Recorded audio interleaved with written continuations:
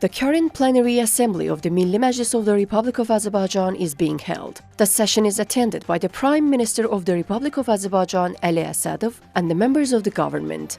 The agenda for the three-day session includes discussions on total 8 issues.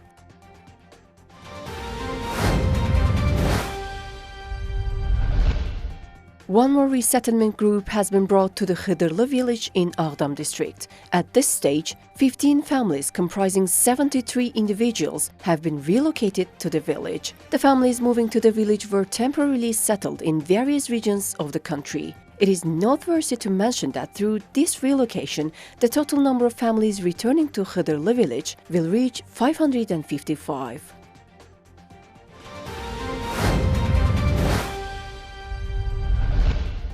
In accordance with the President İlham Aliyev's instructions, the Great Return to the territories liberated from occupation continues. Today, 21 families comprising 89 individuals have been relocated to Kızılbazar settlement in Nakhchivan, while 20 families, in total 80 individuals, have moved to Sos village. These families had been temporarily settled in various locations across the country, primarily in dormitories, sanatoriums, and administrative buildings.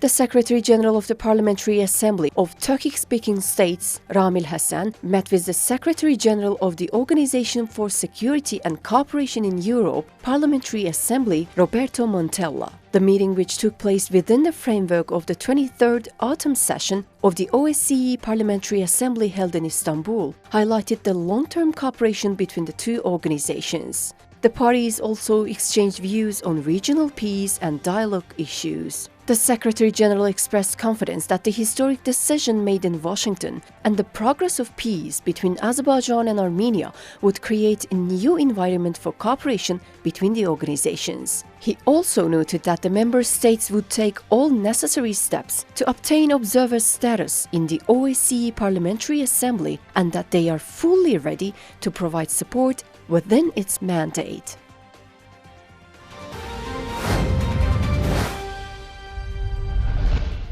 In Baku, within the framework of the meeting of the heads of the Red Crescent Network of Turkic-speaking states, the Turkic Red Crescent Network Declaration was signed. The signed document affirms mutual cooperation and humanitarian solidarity among the national societies of the member countries. The declaration envisions the expansion of knowledge and experience exchange, the implementation of joint humanitarian projects, the enhancement of coordinated response capabilities in emergency situations, and the further strengthening of regional solidarity.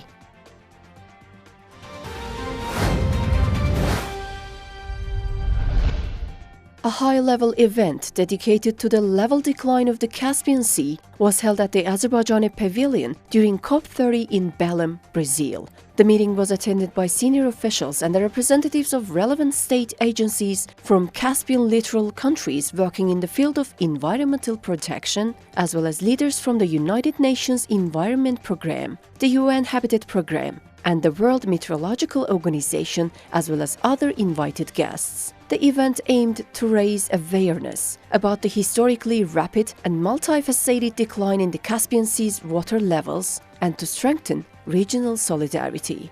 The chairman of COP29 and the special representative of the President of the Republic of Azerbaijan on climate issues, Mukhtar Babayev, spoke about the impacts of the Caspian Sea's water level decline on ecosystems, coastal infrastructure, economic activities, and the well-being of populations living in coastal areas.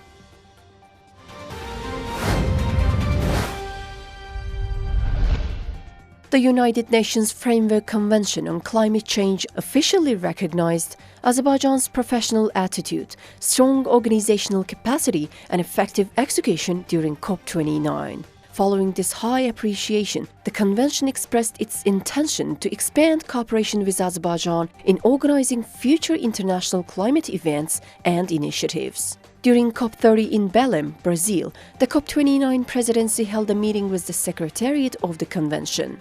The meeting was attended by the President of COP29 and the Special Representative of the President of the Republic of Azerbaijan on climate issues, Mukhtar Babayev, the chairperson of the COP29 Operations Committee, Nermin Jarchalova, and the others.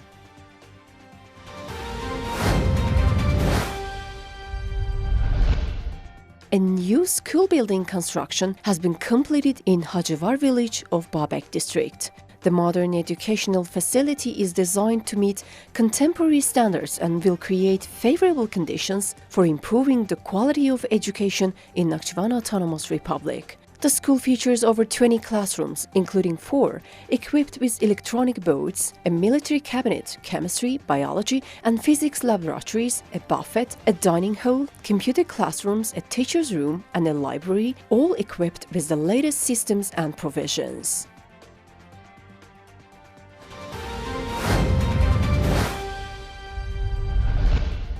During a meeting at the White House with Saudi Arabia's Crown Prince Mohammed bin Salman, the United States President Donald Trump announced that the United States of America is open to reaching an agreement with Iran. Trump stated that it would be great to achieve a deal with Iran, and while this could have been done before the outbreak of war, it didn't happen. In my opinion, even if they say otherwise, they would be pleased to reach an agreement. It would be a nice thing to have a deal with Iran, he added. Crown Prince Mohammed bin Salman expressed his belief that Iran is interested in reaching an agreement with the United States and emphasized that his country would do everything possible to facilitate such a deal.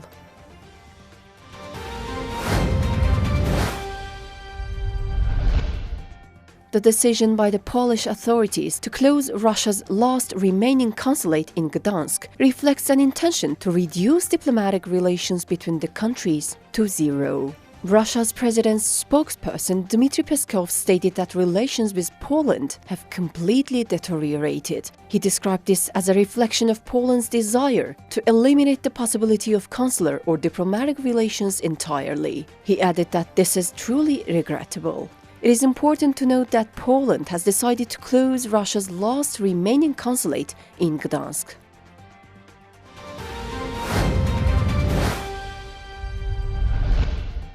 Aerial bombing on Kharkov city, Ukraine, last night resulted in at least 32 people being injured, including 2 children. According to the Ukrainian State Emergency Service, the attack by Russian military strike drones caused fires and destruction in residential buildings in Kharkov. In the Osnaviansky district, 10 vehicles were set ablaze near a high-rise building. Rescue teams from the state service saved 51 people, including 3 children from the building. In Slobitsky district, garages, cars, and the roof of a 3-story private business were also burned, with damage reported to a retail outlet as well.